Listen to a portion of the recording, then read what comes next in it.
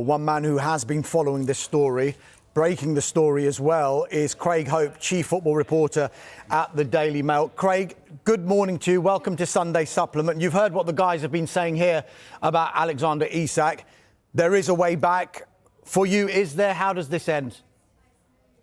There's always a way back. Good morning, first of all, guys. Good to see you. What a lineup that is, by the way. What a front three. No problems with that as a trio. Absolutely not. But yeah, there's always a way back. But Alexander Isak has made it infinitely harder for himself.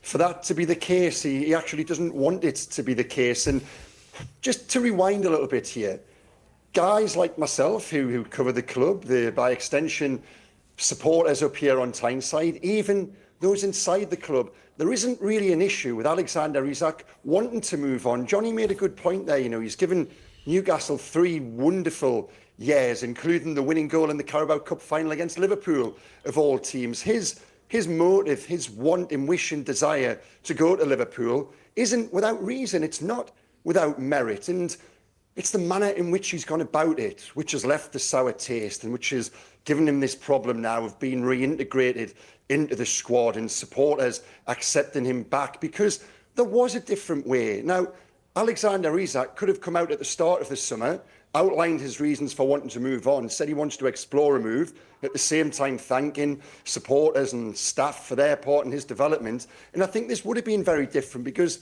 the point we've got to make is Alexander Isak, since the start of the summer, has not been told you're going nowhere. They haven't blocked the move. They've actively, clearly looked to explore the conditions of sale. The club statement on Tuesday night made reference to that.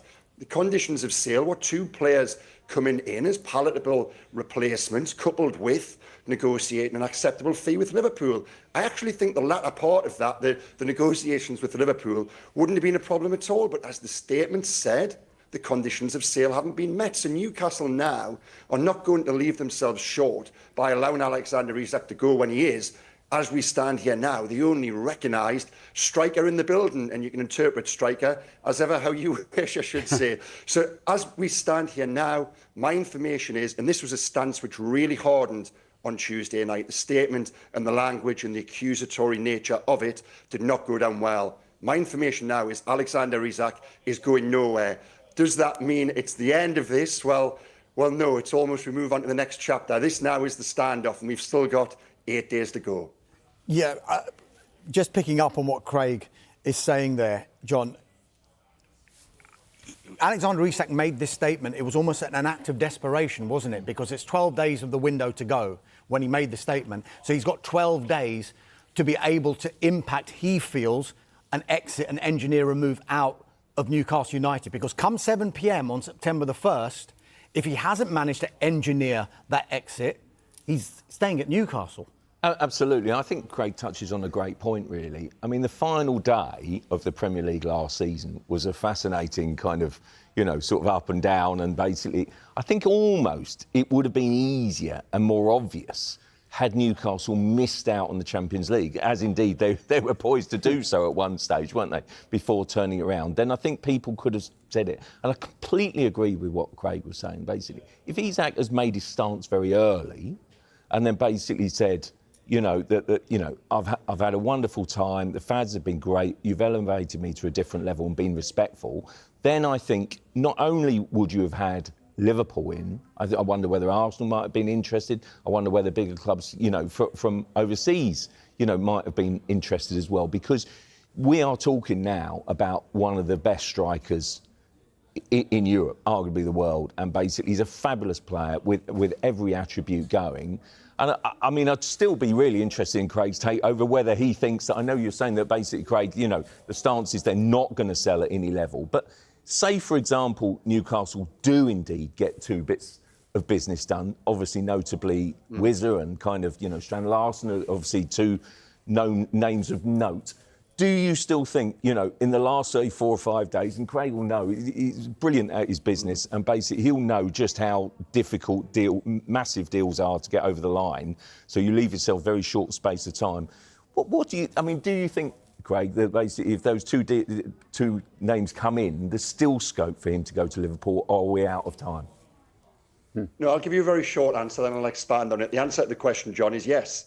Absolutely there is. The club's statement did leave the door ajar. If somehow Newcastle did bring in those two strikers who they thought were palatable replacements for Callum Wilson and Alexander Isak, coupled with Liverpool returning to the table. And I've already touched on, Liverpool haven't come this far just to walk away. Absolutely. I think they would come back with an acceptable offer. Yes, there would be movement. But look at where we are now. We are 2.5 months into the transfer window. Newcastle haven't signed one striker. You're asking them to sign two in just over a week. So that is why I don't think this is going to happen. That is why the messaging from inside now is all geared towards reintegrating Alexander Isak into the squad on September the 1st. And it was the question Domish asked of me at the top there. Is there a way back? There's always a way back. Of course there is. It would need some very careful PR and to be managed before you did pull on the black and white shirt again. But if there was an apology, coupled with the backing of Eddie Howe, don't underestimate the part of Eddie here. What he says goes on Tyneside, in terms of a communicator and the respect and the love supporters have got for him up here. It really is quite something. So if he was able to say, we've brought him back into the squad, come on guys, get behind him, and Alexander Isak walks onto the pitch and puts the ball in the back of the net, the ripple effect of a ball hitting a net is absolutely undoubtedly forgiveness. I think there is a way back, but it's certainly harder than what it was pre-Tuesday's statement. Craig, what's the significance of the game on Monday night, Newcastle-Liverpool at St James's Park? Is it a case of get that out of the way and all of a sudden Tuesday, Wednesday comes along, get the deal done? Because it seems impossible to contemplate that deal would have been done before that game. But once that game's out of the way, does that open the door to Newcastle saying, right, let's get down to business and get things done now quickly before the window closes? Yeah, thanks for mentioning the game, Mark, because we were sat with Eddie Howe on Friday, and it's called a pre-match press conference. We didn't talk about football. It was a post-statement debrief. Every question was about Isak for obvious reasons. That's why we're talking about it now. But to the point you make, I don't think all summer the Liverpool fixture has had any relevance in terms of this deal only happens post-Liverpool. It's always been about bringing in the replacement. Now, if Newcastle had signed Hugo Ekitike, who Liverpool, of course, as is their want, no problem at all with they come in and sign Ekitike. But had Ekitike end up at Newcastle, I believe, and some on the inside of Newcastle believe, the Isak deal would have already been done by now. Had Newcastle signed Benjamin Sesko as that big ticket replacement before they were gazumped by Manchester United, I believe Alexander Isak would be a Liverpool player now. But certainly, in the isolation of where we are now in the past week, there was absolutely no chance of Alexander Isak being a Liverpool player for that game. Could there be movement after that? Well, yes, in theory, but it still doesn't go away from the conditions of sale. Two strikers would still have to come in. Newcastle haven't been holding back in that pursuit just to get Monday's game out the way. Absolutely not, because the longer they go without strikers, as we saw on the opening day down at Aston Villa, when they should have won, the more points they are losing. So I understand the observation you make, but I don't think it's as relevant as people are perhaps believing it to be. Craig, I mean, on the conditions of sale, and one of the things that strikes me as a problem here is that the two parties are a long way apart. Liverpool have bid, 110 million and haven't come back to the table, and that was 3 weeks ago, I think. And I don't think Newcastle have ever named the price, but we think it's round about 150 million. I mean, it strikes me that with 7 days of the window left, that is a big gap to close. I mean, do you think Newcastle would move on that? Or is that almost like a non-negotiable that they have to achieve like a British record sort of headline price that will keep the fans happy? I touched on it earlier, and I think we're all being blinded a little by the £110 million offer and the starting point. Liverpool knew that was going to be rejected. They'd spoken informally about a £120 million offer 10 days previous.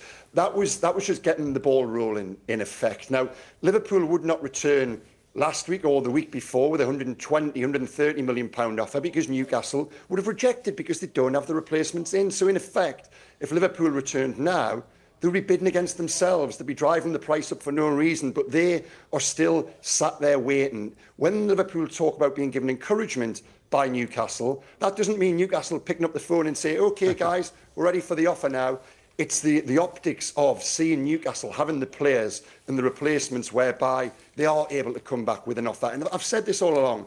I don't think negotiating the fee will be an issue. Will it be as high is 150. It might get there with add-ons, but my information is somewhere around the 130 plus mark. Might have been enough to do this, but now what I will say is, pre-statement, there is a hardening of the resolve amongst the hierarchy for Isak not to go. So on the back of that, it might just take a little bit more to persuade Newcastle if they did bring in those two strikers. Craig, just finally, I've seen a piece in The Observer, I think it was, about grudge matches. We've got Crystal Palace against Nottingham Forest this afternoon, and now Newcastle United against Liverpool tomorrow night. Bring it on was the sub-headline. Should be a quiet night at St James's Park tomorrow night, shouldn't it? Well, I was actually asked a question during the summer, and someone said to me, what are you most looking forward to about this season? And it was in the midst of all of this Isak unravelling, and I said, it's not the Champions League, it's not spending time on England duty with Johnny and John, it's Liverpool on Monday night. Even that far out, this game had an absolutely enormous feel to it. Now, the closer we get to it, I cannot wait, and you guys are lucky to be broadcasting it live. We've seen some atmospheres, we've seen some occasions at St James's Park. I think the noise and the intensity and the colour and the aggression inside the stadium tomorrow night is going to be a different level. I really cannot wait. I know War Flags have got something really special planned, and that will set the tone when the teams come out there. And if I was Mo Salah, my first touch of the ball, I wouldn't have my head down. I'd be looking up, ready for Dan Burn to come and put me in the front row of the Milburn stand. So Mo Salah, be warned. The likes of Dan Burn, Kieran Trippier, Tonali, Gomares, Joe Linton. Wow, they are going to be pumped up to the max for this one. And we need to see, what we want to see is a repeat of that Carabao Cup final between the two, because that was some occasion as well when Newcastle really did bring their A game. And I think they'll do that again tomorrow night. I think it promises to be, we're only 2 weeks in. It could be the match and the occasion of the season. Craig Hope, definitely on message there, as is your background, black and white. Very, very good. Craig, thanks for your time this morning on Sunday Supplement. Thanks, guys.